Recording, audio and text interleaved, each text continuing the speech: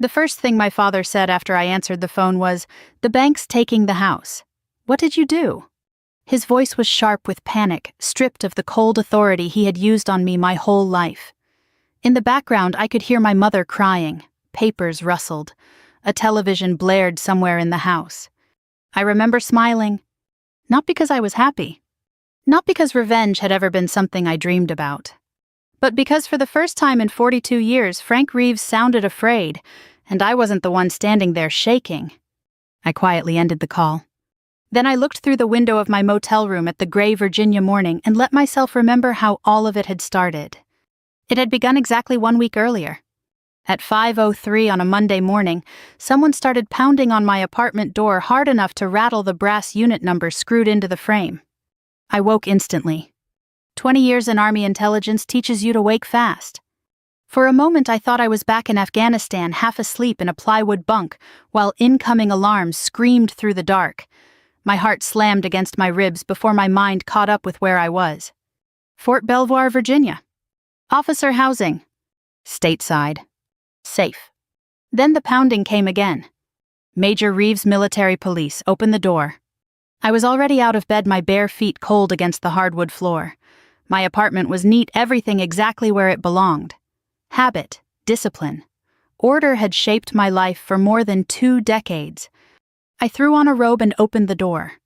2 MPs stood there in full uniform. Behind them was a man in civilian clothes holding a leather folder. The older MP avoided my eyes. That was my first warning. The civilian introduced himself as Special Agent Thomas Keating with Army Criminal Investigation Division. "Major Abigail Reeves," he said, his voice clipped and formal, "you are being placed under immediate administrative suspension, pending investigation into unauthorized access and transfer of classified financial intelligence records." For a moment the words didn't register. Unauthorized access. Transfer. I stared at him. There has to be some mistake. I'm afraid not. He handed me papers. Legal language blurred across the page. My security clearance was suspended effective immediately. My command authority was revoked pending investigation. I was prohibited from entering secure facilities or accessing military systems. It felt unreal, like hearing details from someone else's life. I had spent 21 years building my career. West Point. 2 overseas tours. Bronze Star. Countless nights under fluorescent lights tracking financial trails through hostile networks. And now some stranger was standing in my doorway dismantling all of it before sunrise. "I want my JAG representative." "You'll have one by 800. The younger MP shifted uncomfortably. He knew me.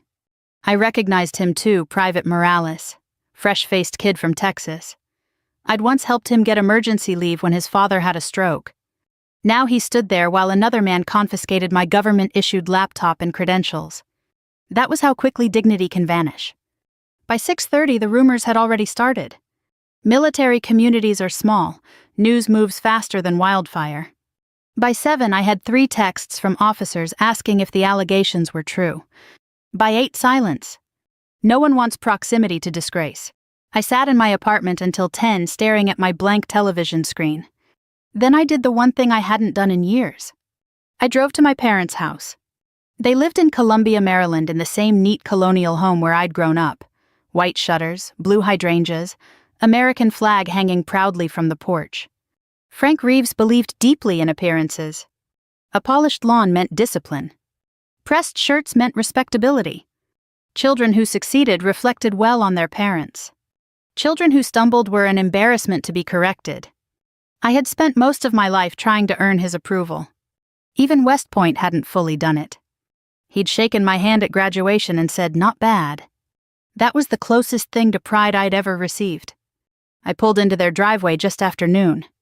For a second, sitting there with my hands gripping the wheel, I was 16 again, hoping home would feel safe. I rang the bell. My mother answered. Elaine Reeves looked smaller than I remembered, softer somehow, her silver hair pinned neatly back. The moment she saw my face, her expression changed. Fear. Not concern. Fear. "Abby." "Mom, I need to talk to Dad." She hesitated. Then my father appeared behind her. Frank Reeves looked exactly as he always had, straight-backed iron gray hair, crisp button-down shirt tucked neatly into pressed slacks. Even retired, he dressed like the world was watching. His eyes landed on me, then narrowed. I saw the news. It isn't true. Military police don't show up for innocent people. I stared at him. Dad, I'm being framed. He folded his arms. You've brought enough shame to this family. The words landed harder than I expected. My mother looked down. Not defending me. Not saying my name. Just looking down. Then my father said the sentence I will never forget. Don't drag our family name down with you. I laughed once, sharp and disbelieving. Are you serious? Without answering, he stepped outside and dropped my old deployment duffel bag onto the porch. I stared at it. What is this? We cleared out the things you left here. Confusion hit me first. Then dread. I reached for my phone and opened my banking app. Balance $413.72. I froze. Number. No. The account had held nearly $80,000. Savings from deployments. Combat pay. Years of careful planning for retirement. My father had co-signed emergency access years ago before my first deployment in case something happened overseas. I looked up at him, my pulse roaring in my ears. You emptied my account. We protected family assets from seizure. My mouth went dry. That was my money. It was under our family name. Then he looked me straight in the eye and said, calm, as if discussing weather. Never use our family name again. My mother began crying quietly behind him. But she said nothing. And somehow that hurt more. I picked up my duffel. No shouting. No pleading. Military training teaches control. So I turned and walked back to my car. I drove south until Maryland disappeared in the rearview mirror. By nightfall, I checked into a roadside motel off I-95 with faded floral bedspreads and humming fluorescent lights. And for the first time since I was 18 years old, I had nowhere to go. That was the night I realized something harder than betrayal. Sometimes the people who abandon you were never really standing with you at all. The motel room smelled faintly of bleach and stale cigarette smoke. That smell stayed with me all week. Even now, months later, I sometimes catch a trace of disinfectant in a hospital hallway or an airport restroom, and I'm right back there sitting on the edge of that sagging mattress with my army duffel at my feet, staring at a future that had gone blank overnight. The first morning after my parents threw me out, I woke before dawn out of habit. For 21 years, Reveille had been my clock, whether I was stationed in Virginia, South Korea, or halfway across a desert under blackout conditions. My body still expected purpose at 0500. Instead, there was only silence. No command schedule. No secure briefings. No morning reports waiting in my inbox. Just the buzz of the motel's ancient air conditioner and the sick feeling that my life had been paused by someone else's hand.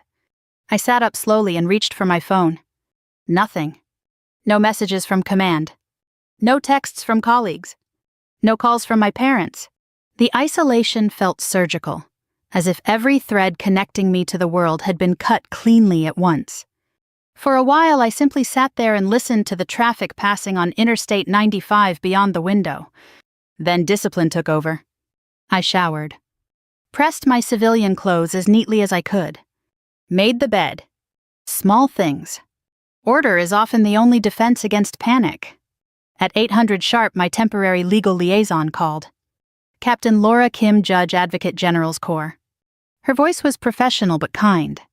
Major Reeves, I've reviewed the preliminary allegations. And a pause. This is unusual. That got my attention. How unusual. The access logs show your credentials authorized financial intelligence transfers at 02:17 hours last Thursday. I was asleep in my quarters. I know, base access logs confirm you never left your apartment. A quiet tension entered her voice. Someone either cloned your credentials or they had elevated system override access. I sat straighter. Which means this wasn't random. Number. For the first time since the MPS had appeared at my door, my fear sharpened into focus. I had spent years tracking financial fraud through military contracting systems. If someone had used my credentials to move classified financial records, they either wanted money Or they wanted me blamed for finding something I shouldn't have. Laura's voice lowered. Officially, I shouldn't say more, but unofficially, Major, this smells wrong. After we hung up, I stared at the wall for a long time. Then I opened my notebook. Paper, pen, old school. When systems are compromised, analog survives. I began writing every case I'd touched in the last 6 months. Defense vendors. Logistics contractors. Supply chain discrepancies. Payment irregularities. Halfway down page 3, one name stopped me cold. Redstone Federal Logistics. 3 months earlier, I had flagged unusual transaction layering through their overseas subcontractors. Nothing dramatic at first glance, just enough inconsistency to suggest laundering if someone knew where to look. I had submitted a recommendation for expanded audit review. 2 days later, I'd been told higher command would handle it. Then silence. Now I was under investigation. My instincts stirred. This wasn't coincidence. At noon, there was a knock at my motel door. Every muscle tightened. When I opened it, Colonel Daniel Mercer stood there holding 2 coffees. Retired 3 years now, Mercer had once been my commanding officer and the closest thing I'd ever had to a professional father. Tall and broad even in his 60s, with silver hair cropped short and eyes that missed nothing, he looked exactly as he had the day he pinned my oak leaves on my uniform. "You look terrible," he said. I almost laughed. That obvious? Abigail, I've interrogated cartel financiers with better posture. That made me smile despite myself. He handed me coffee and stepped inside. We sat by the window while morning traffic hissed past outside. He listened while I told him everything. The MPs. My parents. The missing money. Redstone. When I finished, he was quiet. Then he nodded slowly. I was afraid of this. My stomach tightened. You know something? Not enough to prove anything. He folded his hands. 3 weeks ago, a friend at the Pentagon called me. Internal oversight had concerns about procurement fraud tied to Redstone and several shell contractors. I felt my pulse quicken. How high does it go? High enough that if you got close to exposing it, someone would notice. The room felt smaller. You think I was set up? I think someone with system-level access used your credentials because they knew your audit flags would make you believable. He leaned forward. Listen carefully, Abigail. Truth in Washington moves slow, but it always leaves footprints. That sentence settled into me like an anchor. For the first time all week, I could breathe. I wasn't crazy. I wasn't disgraced. I was inconvenient. And inconvenient people get erased if they stop paying attention. After Mercer left, I worked. Not officially, not on any military system. But I knew enough about contractor reporting structures to map likely shell pathways by hand. Hours passed. Outside daylight faded to dusk. Around 7, my phone buzzed. Dad. I stared at his name. Frank Reeves had not called once to ask if I was safe. Not once. Now his name glowed across my screen like a command. I let it ring out. A minute later, voicemail. Then another call. Another voicemail. By midnight, there were 6. I didn't listen. Not yet. Instead, I sat by the motel window and watched headlights sweep across the parking lot. Somewhere out there, powerful people thought they had buried me. At the same time, somewhere north in Maryland, my father was calling with growing urgency. For reasons I didn't yet understand, both sides had suddenly remembered I existed. And experience had taught me one thing. When people who've ignored you suddenly need your attention, the truth is usually about to surface. I slept with my notebook open beside me. And for the first time since military police had pounded on my door, I dreamed not of losing everything, but of getting it back. The 7th call came at 6:14 the next morning. I was already awake, sitting at the little motel desk with my notebook open and a stale cup of coffee cooling beside me. Dawn was creeping through the thin curtains, laying pale stripes across the carpet. Dad's name flashed across my screen again. For a moment, I considered ignoring it. Then I answered, "Hello." The silence on the other end lasted just long enough to tell me he hadn't expected me to pick up. When he finally spoke, his voice sounded nothing like the cold, polished certainty I had grown up fearing. It was ragged, panicked. "Abigail." "Not Abby." Not that clipped, dismissive tone he used whenever he wanted to remind me I'd disappointed him. My full name. Like he suddenly remembered I was a person. "What is it, Dad?" There was a sharp breath. Then he blurted, "The bank's taking the house." I said nothing. Behind him I could hear my mother crying. Cabinet doors opening and closing. The low murmur of the television. Then his voice sharpened into accusation. "What did you do?" For a moment I didn't understand what he meant. Then memory clicked into place. 7 years earlier, right before my second deployment overseas, my parents had asked me to help them refinance. Dad had framed it as temporary, a smart financial adjustment while interest rates were favorable. "Just co-sign," he'd said. "It'll help secure approval. You've got stable military income." I had signed without hesitation. Because he was my father. Because family was supposed to mean trust. What I hadn't known, what I had never thought to check, was that after the refinance, he had quietly tied the mortgage autopay to the emergency account he had access to. My account. The account he had emptied the day he threw me out. The realization settled slowly. Heavy. Clean. The money that had kept their house afloat had been mine all along. And when he drained it to protect family assets, he'd severed his own lifeline. I leaned back in my chair and stared at the motel wall. On the other end, my father was breathing hard. "Well," he snapped. For most of my life, that tone would have sent adrenaline through me, the reflexive need to explain, obey, fix whatever he believed I had broken. But something inside me had shifted on that porch in Maryland. Some old chain had finally snapped. I smiled. Not cruelly. Not triumphantly. Just with the quiet recognition of truth finally arriving exactly where it belonged. Then I ended the call. No speech. No accusation. No explanation. Just silence. The phone buzzed again immediately. I muted it and set it face down. Outside, the Virginia sky was turning gold with sunrise. For the first time in days, I felt calm. Not vindicated. Not healed. Just clear. Some lessons don't need to be taught with anger.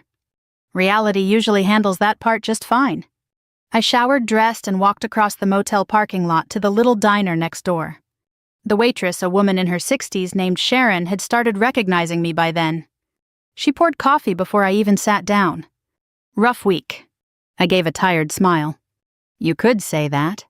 She nodded like she understood more than she asked. That's something I've always admired about older Americans. The best of them know when kindness matters more than curiosity. I was halfway through my eggs when the television above the counter switched from local weather to national news. The headline froze me in place. Pentagon procurement fraud investigation expands. The anchor's voice sharpened. Sources inside the Department of Defense now confirm widening inquiries into financial irregularities tied to Redstone Federal Logistics and affiliated contractors. My pulse kicked.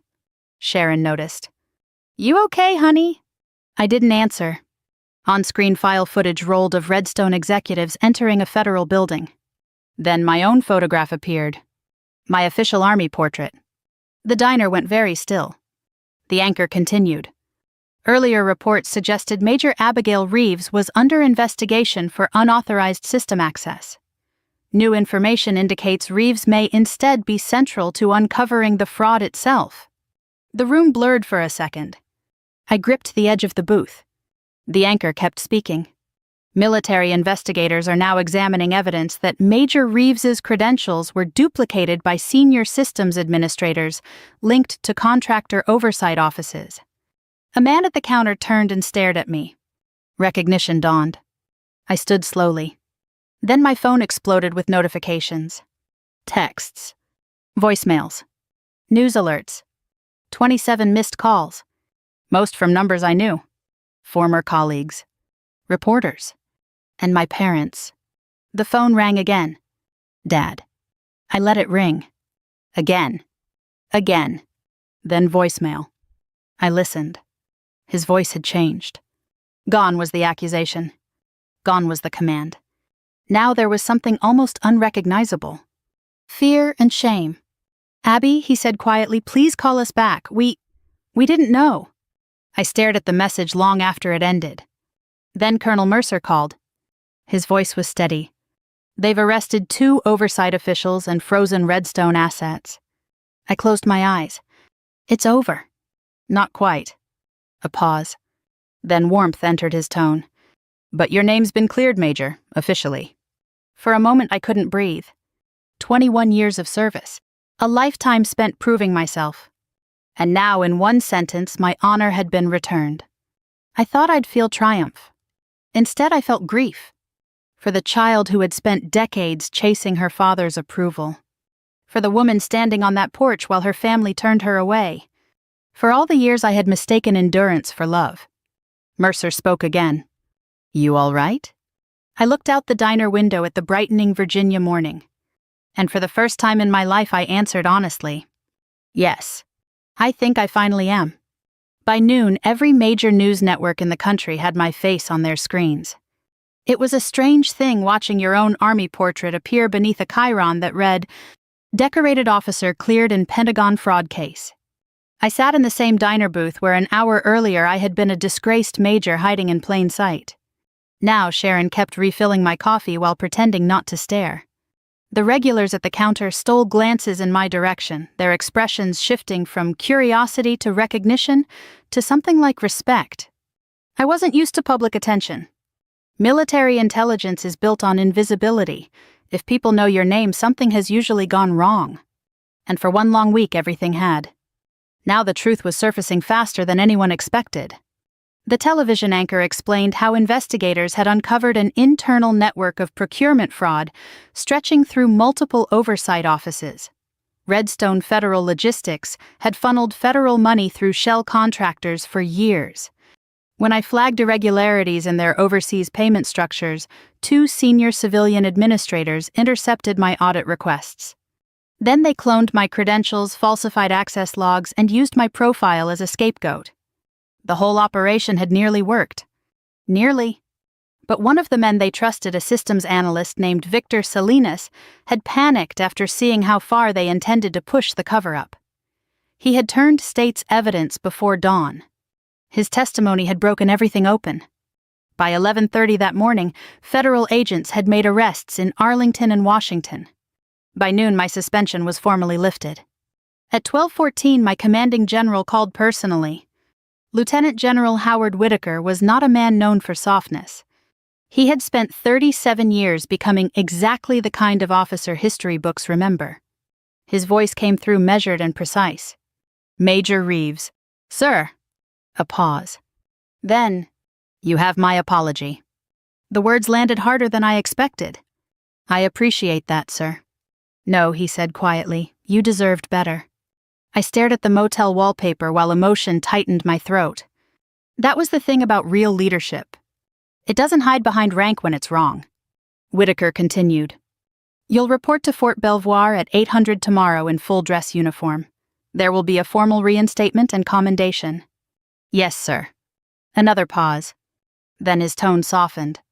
Well done, Major. The line clicked dead. For several moments I simply sat there holding the phone. 21 years of service had taught me that praise from men like Whitaker was rare and carefully earned. But all I felt was tired. Deep down tired. The kind that settles into your bones after surviving something your mind still hasn't caught up to. The next call came 3 minutes later. Mom. I let it ring. Then voicemail. Her voice was shaking. Abby, sweetheart, please call us. We were wrong. We didn't understand. A sob interrupted her. Then the message ended. I closed my eyes. The old ache rose instantly. That familiar pull to comfort her. To smooth over pain. To become the capable daughter who fixed everyone else's mistakes. But another voice quieter and stronger rose beside it. You do not owe people immediate access just because they suddenly regret hurting you. That truth felt foreign. Almost rebellious. And yet it steadied me. The calls continued all afternoon. Dad. Mom. Dad again. A text. Please, we need to talk. Another. The foreclosure notice was a mistake. There's more going on. Please call. I ignored them all. At 5 that evening, Colonel Mercer arrived at the motel. He wore jeans and a navy polo shirt, but somehow still looked like he was conducting command inspection. He handed me a garment bag. Inside was my dress blues. Pressed perfectly. Every ribbon aligned. Every insignia polished. I looked up. You had these cleaned, he shrugged. Thought you might need them. That nearly broke me. Not because of the uniform. Because he had noticed what I needed before I asked. That kind of quiet care still catches me off guard. Mercer sat across from me. You heard from your parents? I nodded. And, I don't know. He was silent for a while. Then he said something I've carried with me ever since. Abigail, forgiveness and access are not the same thing. I looked at him. He folded his hands. You can forgive someone someday and still refuse to let them keep hurting you today. The words settled somewhere deep. I thought about my father standing on that porch. About my mother looking away. About 20 years of trying to become enough for people who only measured worth by usefulness. And for the first time I considered a possibility I had never allowed myself before. Maybe I didn't need their approval to belong to myself. That night alone in the motel room, I carefully hung my uniform on the closet door. The dark blue fabric caught the yellow lamplight. Brass buttons gleamed. Rows of ribbons marked 2 decades of service, sacrifice, and endurance. For years I had worn that uniform hoping my father might one day see it and understand my worth. Now I understood something better. Its value had never depended on his recognition. At 7:42 the phone rang again. Dad. This time I answered. He inhaled sharply. Abigail. His voice sounded smaller than I had ever heard it. I said nothing. Then he spoke the words I never thought Frank Reeves would say. I was wrong. Silence stretched between us. Then quietly, I should have trusted my daughter. Something inside me shifted. Not healed. Not whole. But softened. And for the first time since this began, I wondered if shame had finally reached him the way fear never could. I didn't forgive him that night. But I listened. And sometimes listening is the first crack where grace begins to enter. The next morning I stood in front of the motel mirror and buttoned my dress blues, one careful fastening at a time. The motions were automatic. Precise. Familiar. For 21 years this uniform had marked every turning point of my adult life. Promotions. Deployments. Funerals. Homecomings. Victories no civilian would ever hear about. And now somehow it marked this too. Reclamation. I adjusted the ribbons across my chest and looked at my reflection. The woman staring back looked older than she had 2 weeks earlier. Not physically. Something deeper. As though betrayal had burned away the last traces of someone who still believed love could be earned through performance. Outside, Virginia's early sunlight spilled across the motel parking lot. Colonel Mercer was waiting beside his truck, coffee in hand.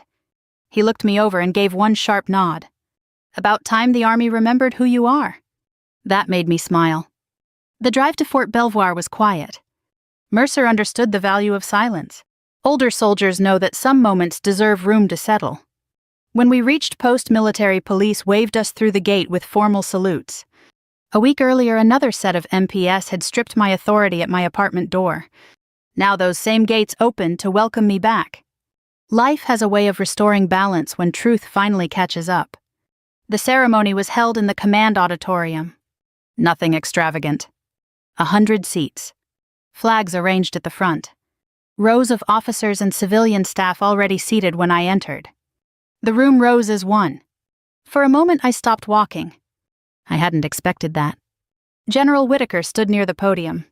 He met my eyes and gave the slightest nod. It wasn't ceremony. It was respect. I moved forward and took my place. The general's remarks were brief and direct. He spoke about duty, integrity, the cost of institutional failure when good people are doubted too quickly. Then he turned toward me. Major Abigail Reeves acted exactly as an officer should.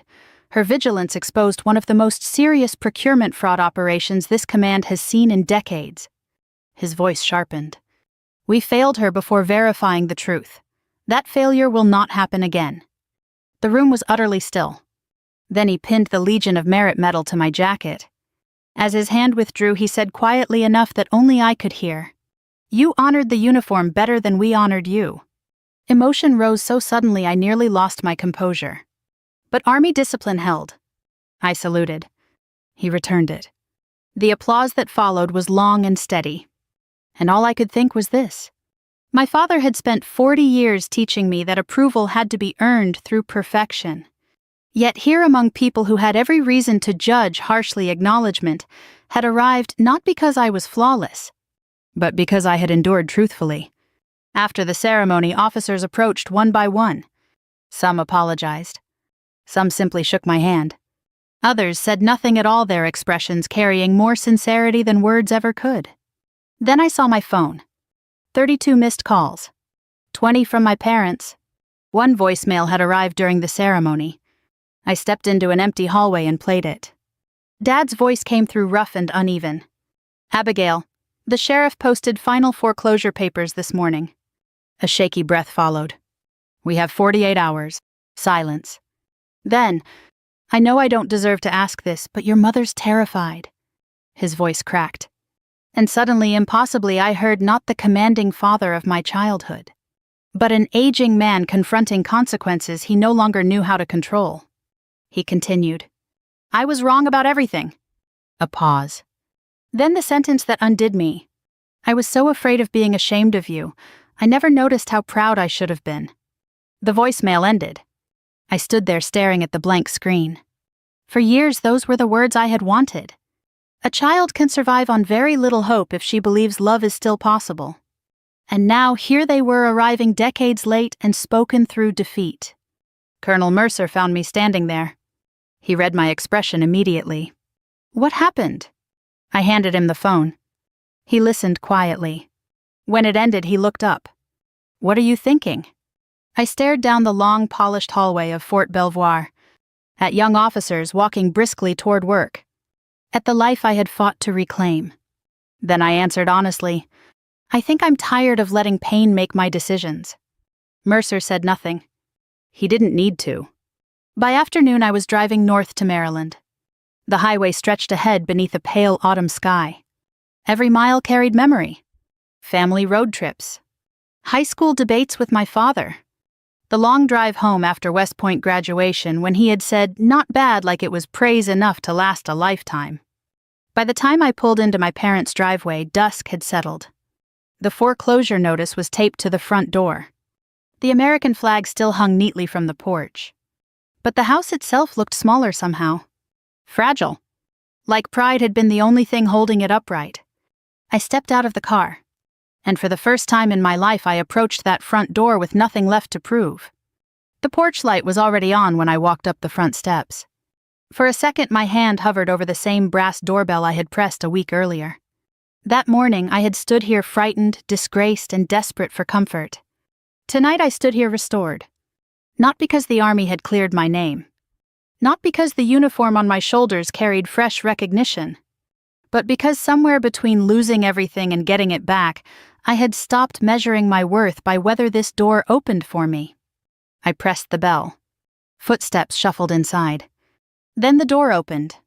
My father looked smaller than I remembered. Frank Reeves had always filled a room through sheer force of certainty. Even in retirement, he carried himself like a man who believed control was his birthright. That certainty was gone now. His shoulders sagged. His neatly combed gray hair looked thinner. The skin beneath his eyes had hollowed into shadows. And when he saw me standing there in full dress blues, his face folded in on itself. For a long moment, neither of us spoke. Then he stepped aside. Please come in. The house smelled exactly as it had my entire childhood lemon polish old books and my mother's lavender hand soap. The familiarity hit harder than I expected. Memory is a strange thing. It can ache even when attached to pain. Mom stood in the living room near the fireplace, twisting a handkerchief between trembling fingers. The moment she saw me, tears spilled down her cheeks. Abby, I gave a small nod. Not cold, not warm, simply present. She crossed the room and stopped a few feet away as though uncertain she had the right to come closer. That hurt more than anger would have, because it meant she knew what she'd done. We sat in the living room where I had opened Christmas gifts as a child and studied for SAT exams under my father's stern supervision. Now silence filled every corner. Finally, Dad spoke. The bank accelerated the foreclosure after Redstone's assets were frozen. I frowned. What does Redstone have to do with your mortgage? His expression tightened. Then shame darkened his face. Years seemed to settle into him all at once. He looked suddenly old. 3 years ago, he said quietly, I invested our retirement funds with a private equity group. A sick feeling stirred in my stomach. He kept going. They promised stable returns, conservative growth. They were backed through Redstone affiliates. Of course they were. Contractor shell money laundering often flowed through respectable-looking retirement instruments. For older investors, it was a familiar trap trust, the polished men with brochures and percentages. Dad stared at his hands. When your account became accessible, I used it to cover our mortgage while waiting for the investments to recover. I felt something inside me go still. Not rage. Not even shock. Just clarity. For years, he had quietly depended on my money while presenting himself as the provider. The man who had lectured me about responsibility had been surviving on my sacrifices while calling it family stewardship. Mom's voice broke through. I knew some of it. I looked at her. She wept openly now. I told myself he'd fix it. I told myself families help each other. But I knew it wasn't right. There it was. The truth at last. Not monsters. Not villains. Just frightened people whose pride had slowly made cowards of them. Dad looked up at me then, and his voice cracked. I emptied your account because I panicked. He swallowed hard. When the military investigation hit the news, I thought everything would be seized. I thought if I protected what was left. What was left, I asked quietly. He flinched. The question hung there. What was left after years of taking from a daughter he had never truly seen? Tears filled his eyes. The sight stunned me. Frank Reeves did not cry. Not when his own father died. Not when Mom survived breast cancer. Not when I deployed to Afghanistan. But now tears slipped down his face unchecked. And he whispered the words I never thought I would hear. I threw away my child to save a house and still lost both. The room went silent. I looked at this man who had shaped so much of my life through absence disguised as discipline. And for the first time I saw him clearly. Not as the giant whose approval I had chased. Not as the judge whose standards defined me. Just an aging man who had spent his life worshipping control until it cost him the very people he meant to protect. And suddenly I pitied him. Real pity. Not contempt. Not triumph. Mercy. I stood. Both of them looked up frightened I was leaving. Instead, I walked to the front window and looked out at the dark street where I'd once learned to ride a bicycle under my father's watchful eye. Then I turned back. I can stop the foreclosure. Neither of them moved. Dad's face drained of color. Why? It was a fair question. After everything, why? I thought about Colonel Mercer's words. Forgiveness and access are not the same thing. Then I answered. Because if I let bitterness decide who I become, then this wins twice. Mom covered her mouth and sobbed. Dad stared at me like he no longer recognized the daughter standing before him. Maybe he didn't. The frightened girl who once begged for scraps of his approval was gone. In her place stood a woman who had finally learned this. Mercy offered freely is not weakness. It is freedom. The next morning I wired enough money to halt proceedings. Not to erase the past. Not to pretend trust was restored overnight, but to make room for something better than revenge. That evening, after the paperwork cleared, Dad met me at the front door as I prepared to leave. His eyes were red. His hands shook slightly. For a moment he said nothing. Then very softly he spoke my full name. Welcome home, Abigail Reeves. Not ownership. Not expectation. Just pride. At last freely given. I smiled. And this time when he opened his arms I stepped into them. Some wounds never fully disappear. But healing begins the moment we stop asking pain to tell us who we are. If this story stirred something in your heart, if you've ever had to choose grace when anger felt easier, I hope you'll carry that reflection with you, and perhaps share it with someone who needs it. And if stories like this remind you that it's never too late for truth healing and second chances, I'd be honored if you stayed for the next one.